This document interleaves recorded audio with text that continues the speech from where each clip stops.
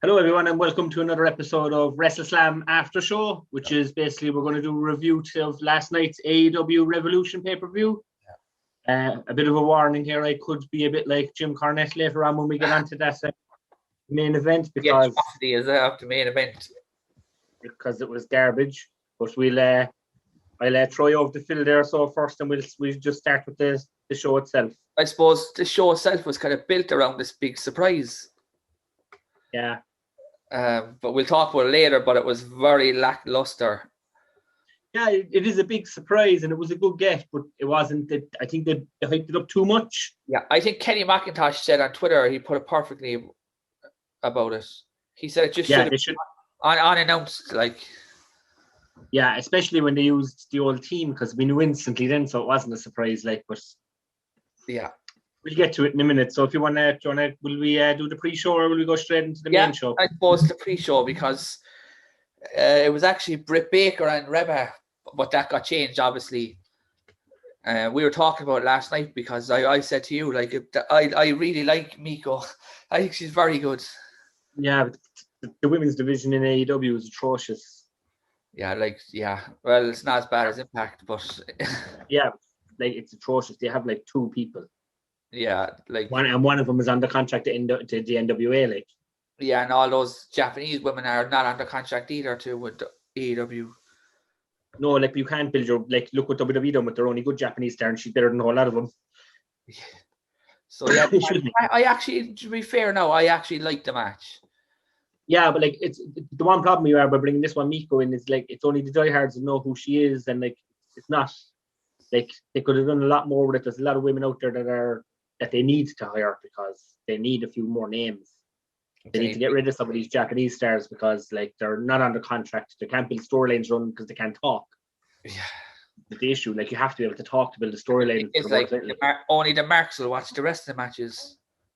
Yeah, exactly. And it's just not good enough for a wrestler, for a thing that they're built up that it was going to be huge, and Omega was going. That's why it's so many Japanese influences. And I'm not against the Japanese wrestlers, but it doesn't work in the United States for the women. No, it's very hard. Yeah. I know, Sheeta now is going to be a long title. She's going to be a year, I think, in May. She's going. Yeah, that's because she's not meant to go up against. The only person she could go up against is Britt Baker, and Britt Baker still needs to improve in the ring slightly. She's brilliant on the microphone. She has it, but she does need to improve a bit.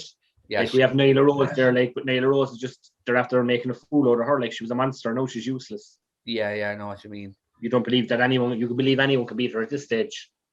Yeah. Do you know what I really hated about the buying those? They do this thing that WWF used to do years ago where they save video packages about 100 times. Yeah, I noticed that. The Sting one came on twice during the buy. I was there going, what's the point in this in the space of an hour? It was about 10 minutes of the hour. If you don't have enough stuff for the hour pre-show, do a half an hour. Yeah, exactly. So yeah, anyway, the winners of the match were Britt Baker. Yeah, they can't have her losing. And that's just shenanigans. So I don't know where Sheeta's going to go after this, but I suppose we'll talk about it when we get onto her match. But the show opened with the Young Bucks and Jericho and MJF.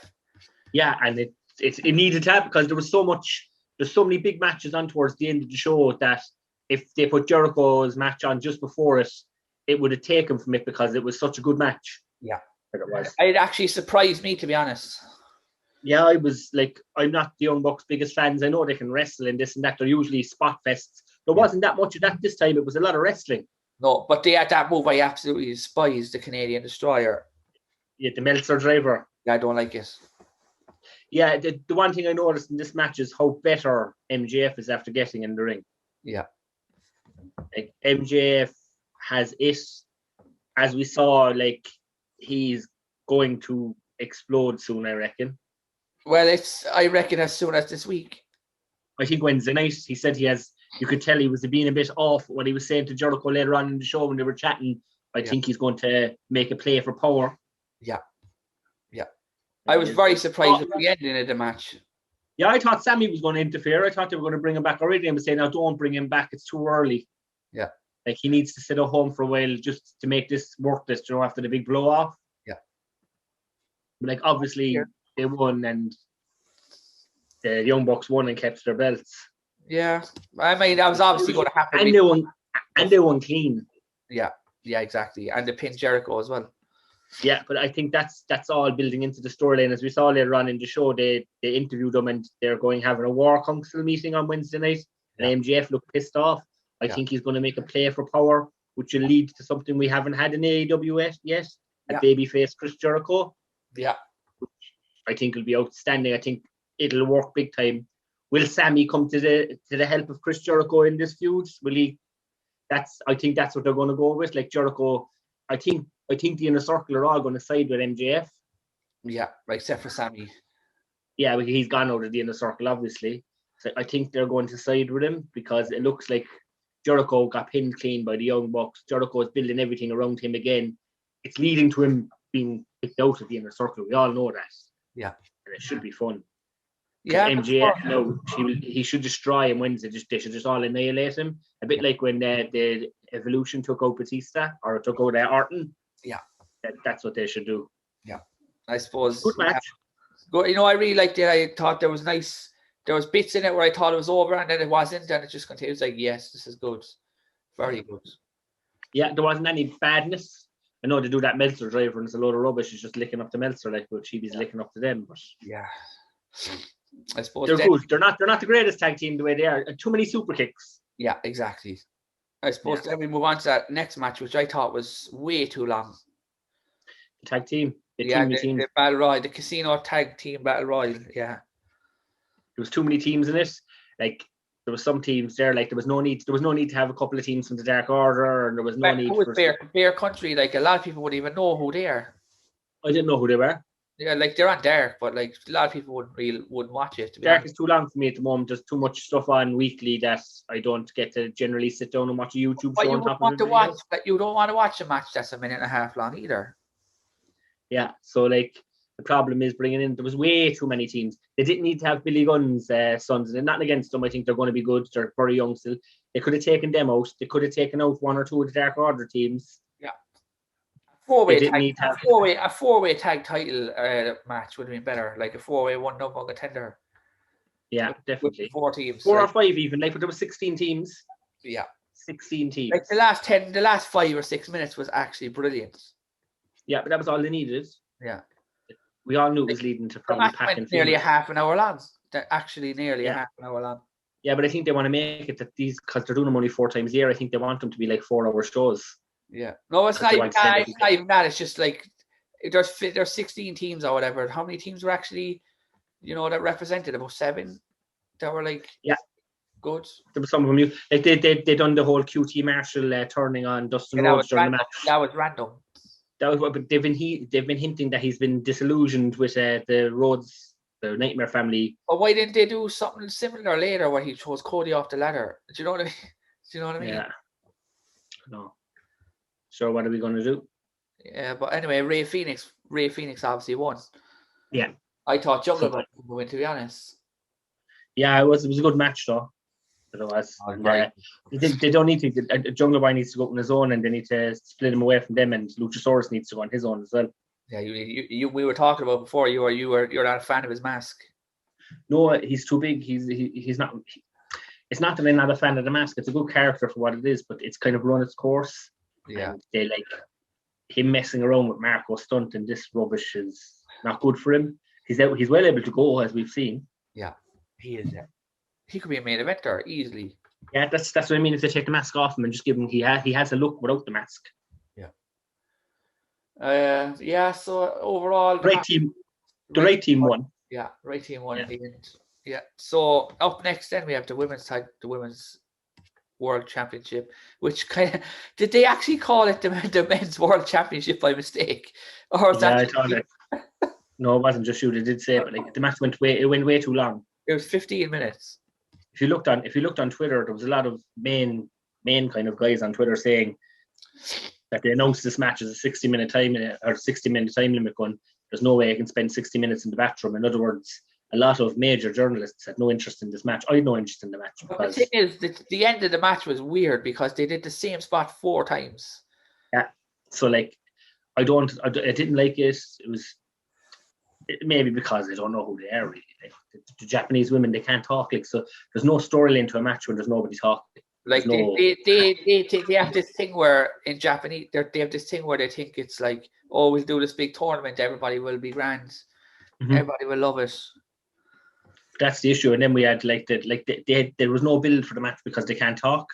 And when you have no interest in a match if there's no build for a match. Yeah, I thought it was okay. I didn't think it was an okay match, but it was an okay match. But as a match, I had no interest in because of the fact that there was no there was a build to it, but there was no build that we could watch because sure what was it? Exactly. No talking. So So I suppose they had to bring in Britt Baker and Thunder Rosa at the end of it to try and that's just going to get to that they actually set up a tag match. Obviously, a 6-women tag. So we'll have to wait and see. But the thing is, just speaking of just before we go on, Thunder Rosa and all these, like they're all going to be restricted now again once Power starts. Well, Power starting NWA have a pay-per-view in 2 weeks' time, so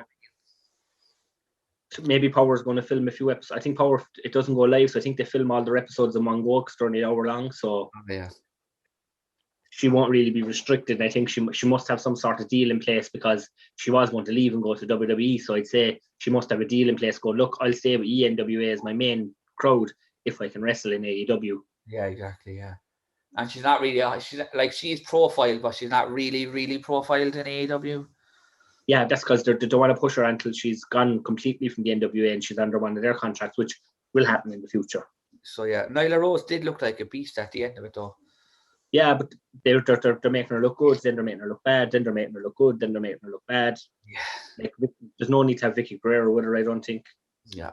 Not that Vicky's good on the microphone. She actually makes you want to mute the telly, so. Yeah. It's not like having a Paul Heyman with Brock Lesnar, which is what they're trying to insinuate it is, Yeah. So we move on then to Miro and Kip Sabian versus Best Friends, which I actually thought the match wasn't going to take place for a minute there. Yeah, I did, and I was nearly happy because I think Miro's wasted in this feud. I thought then he was going to. This is the best I've seen him. Yeah, he's very good. They tease now that they can have him split by him pushing your man into Kip's Mrs. Penelope Ford. Yeah, but they can do the split now and thing because they'll bring it up on the screen and they'll show that he meant to push her into him. It wasn't that he was just pushing her away. Yeah. I think they're going to split him. They made him look like a monster. Yeah. But they also made him look like a monster without making Orange Cassidy look bad. Yeah. And they seem to love Orange. I don't get Orange Cassidy, to be honest with you. The problem with Orange Cassidy is everyone else. It's the internet love him and the fans love him.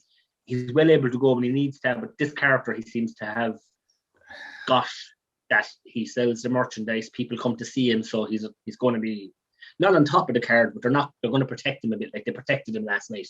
Yeah, exactly. But the match, like they had Miro falling to punches off him. I wouldn't believe that for 1 second unless it was somebody they wanted to win matches. Yeah, but that it was what it was, the match. Yeah. Like exactly. Again, if you saw that, it's going to lead to Miro going out on his own, which is good. Yeah, that is very good. So yeah, I don't know what Best Friends, like, where do they go? Like, do you know what I mean? There's the filler team. Yeah, sounds so I suppose the next match then is Hangman Page and Matt Hardy. This was too long. It was too long, but I thought it was going to be a boring match, and it was actually a very good match. Yeah. If they took 5 minutes off it would have been really good. Yeah, but I'm sick of all this Hangman Page with Dark Order stuff because he's not joining them. We know he's not joining them. Yeah. They need to bring him away from it now because he's probably one of their best wrestlers. And the longer they've around this rubbish, because weekly, usually they have Brody Lee's son on, which the Dark Order, obviously, I don't think they were allowed to have him on because it's been on pay-per-view. Yeah. And the time it was going to be on. Yeah. So, they don't need the Dark Orders for doing this rubbish anymore. It was grand having him come in, have the drink with him. He left on his own, kind of walked off. Yeah. We know he's not going to be with him. Yeah. Matt Hardy is big money. Matt's good. We all know that they are going to bring back broken Matt Hardy eventually. It just needs to wait for the crowd. You reckon? I don't know. Oh, I think they will. They'll have a breakdown over all this. This is what they can do it. Yeah, I suppose you need fans for this as well. Like, it doesn't work when there's no fans there. That's what I mean. So, they can have them generally when they know the fans are going to start coming, because we know May is the date. The states have said that they'll nearly all be vaccinated. Yeah. By June or July. So, even not the next pay-per-view, but the one after us, they can have them start to have breakdowns.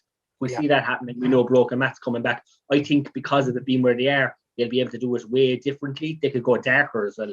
So they need to really, I think, to be honest with you. It might never happen, but I think it will. And I think by then they could potentially have Brother Nero in there with him, because I don't think he re-signed with WWE. Yeah, he's another while yet, though, doesn't he? His contract was extended by 6 or 8 months, I think, over injury, so he still has a bit of time. But there is the possibility of him bringing in Jeff Hardy, so we'll see. They would be good. I suppose up next then is the ladder match. Yeah, great match.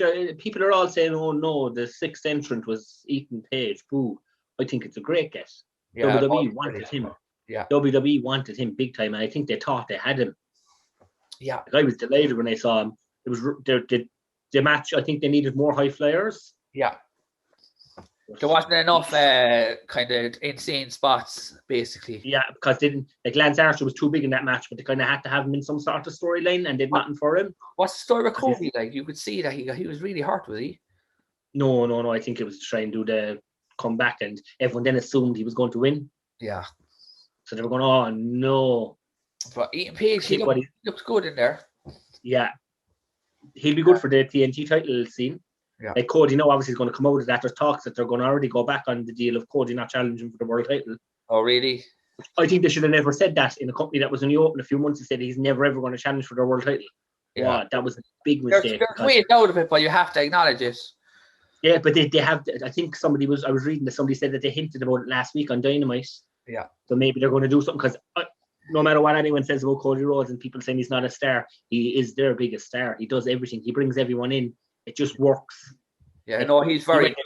He went into a match there for a brass ring that everyone are going, sure, he's surely going to win this match because of who he is and what he's, all this stuff. Yeah. No.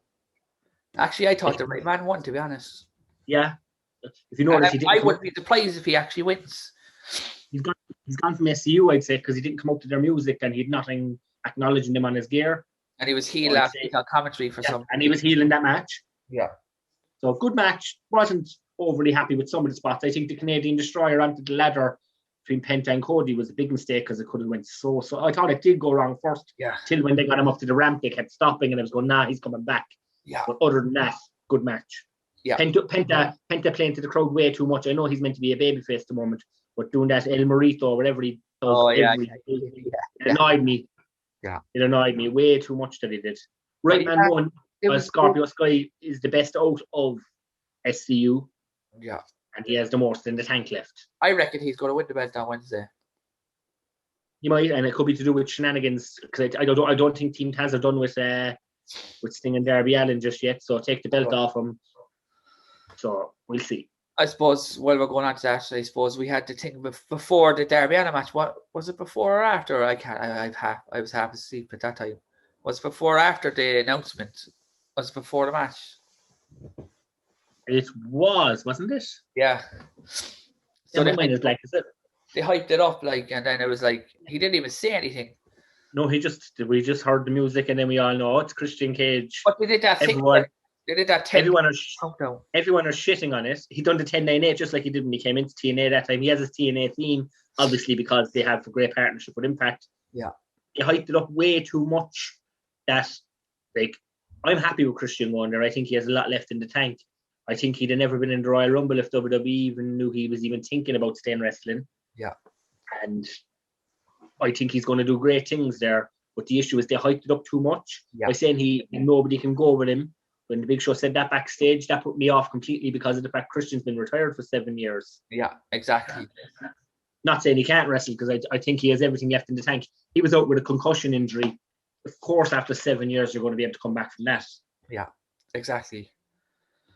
Yeah, I'd love to see Vince McMahon's reaction to it.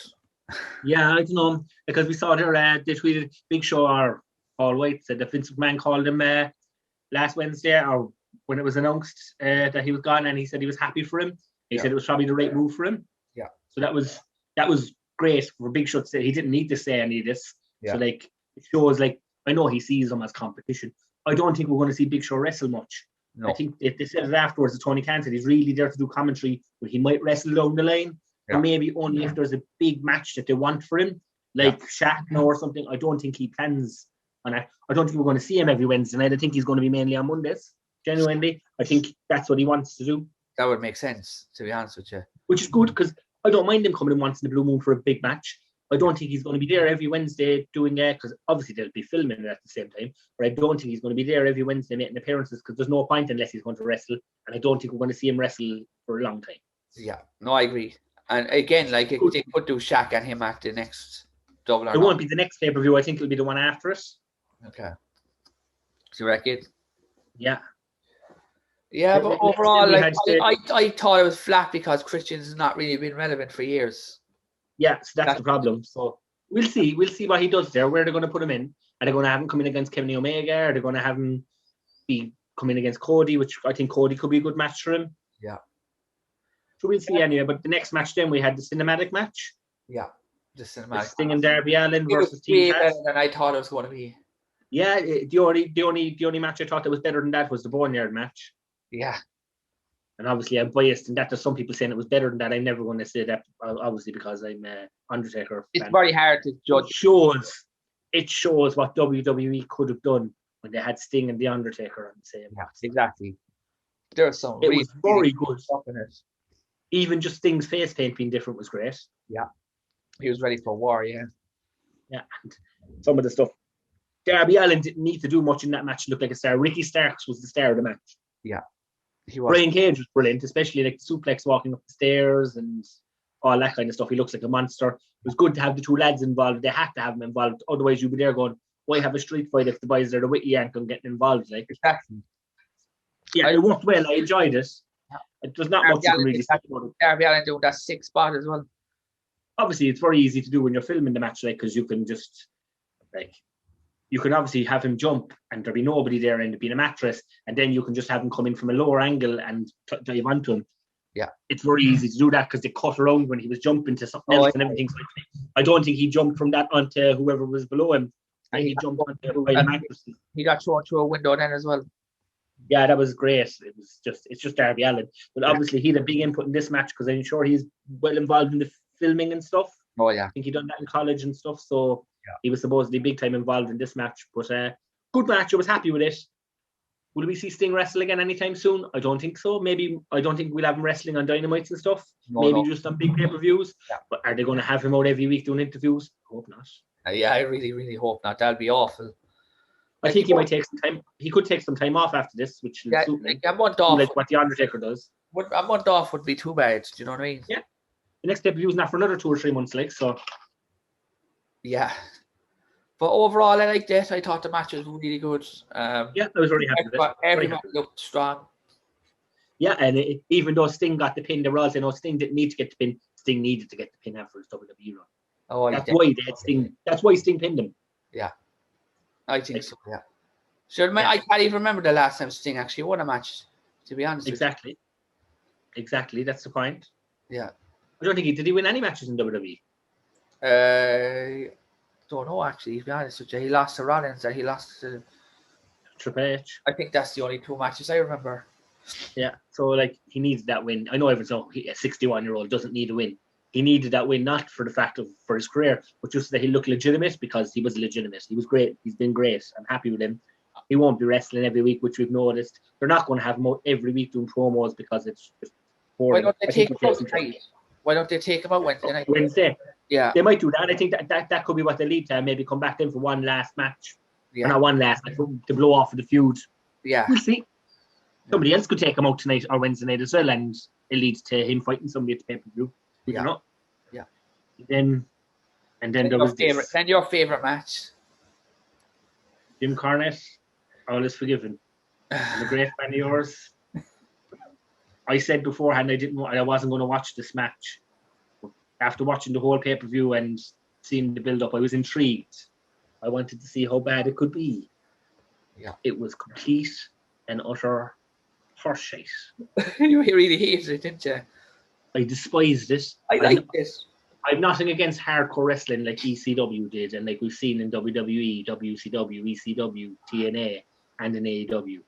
But what was that? That's all I can say. What? I like this. What were they thinking?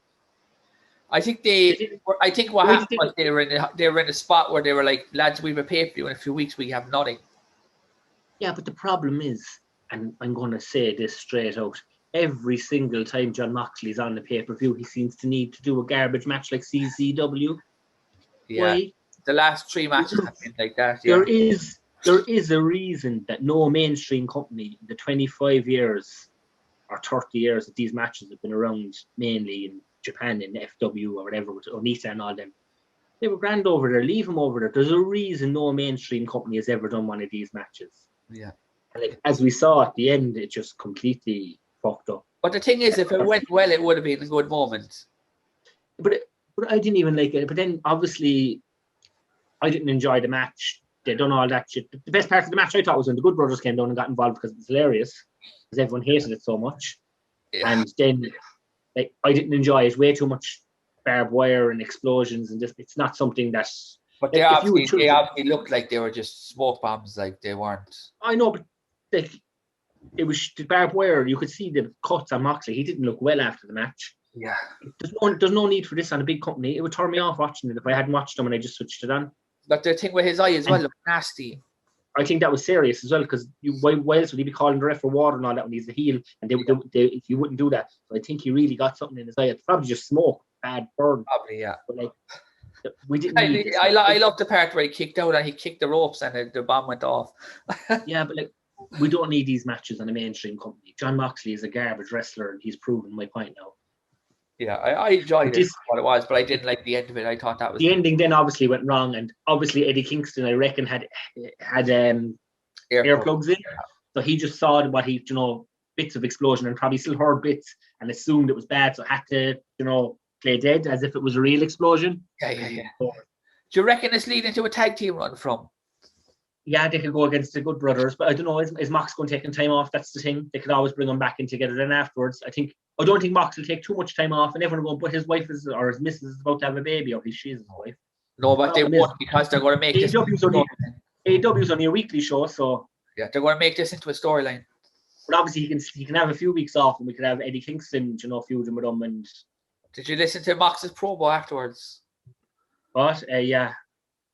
He blamed. I had no interest in the match, and I still have no interest in the match. I don't think they should ever do one again. And I think it'll turn people off it. But like I say this to my brother, I reckon they sadly will do something again, because Omega are now. What can they do next? Fucking one of the scaffolding matches? Yeah, exactly. Yeah, Eddie Kingston and Jon Moxley in a scaffold match. Thing is, no, they're going to be teaming. They're not going to go. Oh no, I know that. I mean, but every year down the line, like maybe Kingston isn't against doing these kind of matches either. So yeah, we'll see. I didn't enjoy it. I'm going to agree with a lot of people actually shout out over it. Like there was a lot of WWE superstars went off on them. But that's because there's a reason no companies, TNA of all companies, a company which would try anything, didn't go near something like this. When the pyro went off wrong at the end, you think, why didn't they just contact one of these death promotions and bring over one of their pyrotechnicians? It wouldn't have cost them much. They involved Onita. Obviously, Onita, they hoped he would be able to travel for it, but he had bookings, so he couldn't isolate, because like even Moxley wore an Onita jacket. There's obviously a bit of a place in the professional wrestling business for this, not in the mainstream company. I absolutely cannot wait to go online later and see what the man himself, Jim Corenette, has to say about this. Yeah, and also Terry Funk, because Terry Funk really, really beefed it up. I think he's gonna criticize this. Bully Ray's tweet is what I'm going to finish this stream on, because I don't even want to talk about this anymore. Yeah. Bully Ray's tweet was the best thing I saw, and it was a quote from Vince McMahon: "Is the only remember what happens at the end." Yeah, I saw that. Yeah, very good. Yeah, and like Bully Ray has been a big hype up for AEW, but he's right. Anyone that tunes in, like even that GIF there that we saw of the Simpsons, intertwined with this, people are not going to remember this pay-per-view for how good a pay-per-view it was, because it was. I was talking to Darren earlier. He stayed up and watched it because he wanted to see who the mystery man was, and the card was good. Yeah. It was a great pay-per-view, but people are going to forget how good the Young Bucks and Chris Jericho and MJF was. Yeah. They're going to forget how good the ladder match was. The last all because they're going to remember that rubbish pyro go off. It was like Gilbert. Yeah, and I landed on the it was night and day between the Fiend and Orton, because I didn't like that at the time, but it was way, way better and way more done when the Fiend was setting fire. Yeah, that was done properly. Yeah, I know they could edit and stuff like The that. issue WWE had that they had no fans in attendance, so that's so they could do it better. But they don't need to be doing these matches, and hopefully they never do one again. And hopefully Omega is not too injured. Omega does not need to be getting himself involved in any of these matches. He is the best professional wrestler on the planet when he wants to be. Yeah, and he truly is, as he's been called, a 7-star wrestler. I suppose we'll end it on he's going to be targeting Rich Swann next, hopefully. Yeah, I'm kind of gone off the idea that I think they should just finish that. I think they need to go straight into Bullet Club v Bullet Club, which I don't think they can do it yet because of restrictions. Yeah, sadly. I reckon that... I'm happy to get the title off Rich Swann, but I don't think Omega is going to be down there enough that how they're going to get the title back off Omega if he wins it. Do you reckon there's a New Japan versus AEW? Yeah, Bullet Club v Match Beyond. Yeah, Bullet Club v Bullet Club. Yeah. That would be brilliant. Yeah, so I'm going to leave it at that, and hopefully we'll see what happens tonight on Monday Night Raw. Hopefully WWE try and counteract with something. They might do something stupid where somebody touches a box and gets blown up. Yeah, but I hope they actually counteract, because Christian coming in is a big get. People are still shitting on it. But is Vince McMahon now going to pull out all the stops to make sure John Cena and Brock Lesnar are under contract? Yeah, that's it. Because I know you're saying, Christian would never, Christian, he could go because he went to TNA and this and that. Christian was only in the Rumble and they only filmed a load of contact with him for the network, which we're never going to see. Yeah. So we shall see. So yeah, right, lads, we shall see Saturday with the rest of the lads reviewing the week's show. And do you have anything you want to finish it on, Phil? Just the fact that I think the show, as you said, the show was good, and as you said, the ending, people will just... The ending is what people are going to remember, which is what that's kind of where they wanted them to remember it for a different reason when the ending went off. But if WWE can make a ring implode with 2 wrestlers in it without pyro, why couldn't AEW do something? But the thing is, when it was counting out to 10-9, I was kind of nervous. I will say that. Yeah, and then it was like Gilbert. It was brilliant. Gilbert. So yeah, we'll just leave it at that, and we have no more to say. We'll leave it at that, lads. So, and we shall see you Saturday, and this should be up tonight, will it? Yeah, be up later on. Yeah, so cheers. Enjoy this before you watch Monday Night Raw.